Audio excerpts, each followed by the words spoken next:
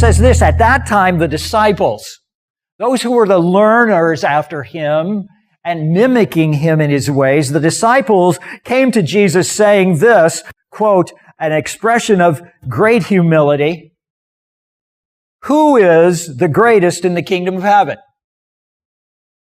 Who is the one that God says, that a boy? You're on it. You did it. That's it. Wow. I am impressed. Good job. Who in the kingdom of heaven is that? Now, I want you to know that this could be self-seeking, but I also want you to know that this is a very important statement. Because what does God see as being of great value here? So they are talking about that, and they come and they ask Jesus that question. Notice Jesus' response. And calling to him a child, he put him, the child, in the midst of them, the disciples with him, and he said, quote, truly, I say to you. Do you remember that being a formula for Jesus? Sometimes he says it this way, truly, truly, I say to you. King James, verily, verily. And what he's going after here is an underscoring of a truth that needs to go bing on our bell. Okay? So do this with me. Bing. Are you ready? You got to do this with me. Bing. There you go. Come on. Some of you are thinking, I am not going to do that. That is below my dignity. Well, I want you to know I am ready to ring your bell. Okay? So here we go. Bing. Hey, good. I had more with me that time. I'm for that. I'm for that. This is a truth that is to ring our bell. That's what he was about here. That's what he was attempting to do. Truly, truly, I say to you, and now notice where he goes. Unless you turn and become like children, you will never enter the kingdom of heaven. Whoever humbles himself like this child is the greatest in the kingdom of heaven. Did you get that?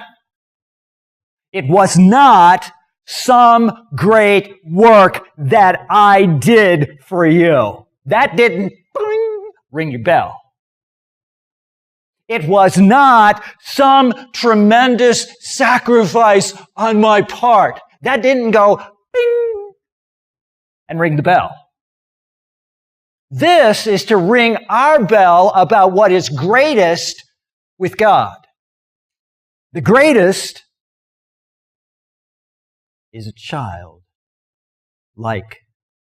trust in him. How did this child humble himself?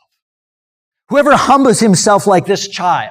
That's what he says, verse 4. Whoever humbles himself like this child. How did that child humble himself? Go up to verse 2.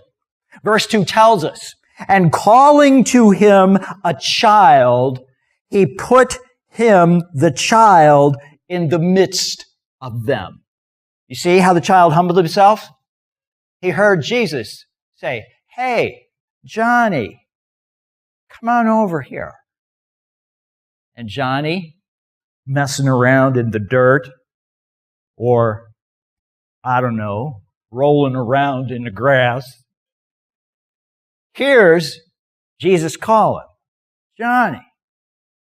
He looks over, come on over here. And this is what Johnny does.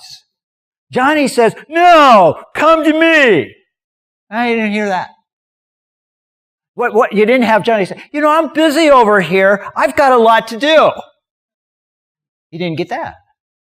What you get is Johnny responding to the words Jesus spoke to him as he called him, and coming to him, and then Jesus using him as a model for everyone else around by putting him in the midst.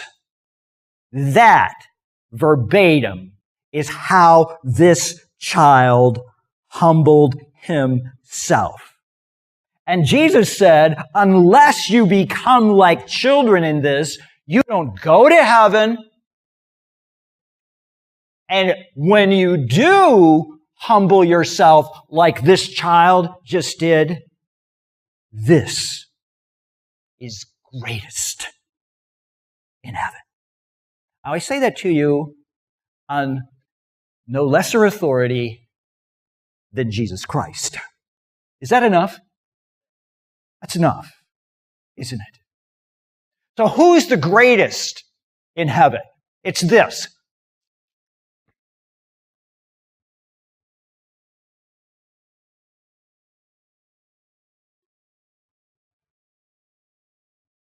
The child, like faith, that hears his voice and joins him in what he's doing. That's the greatest. For Jesus, that's the greatest.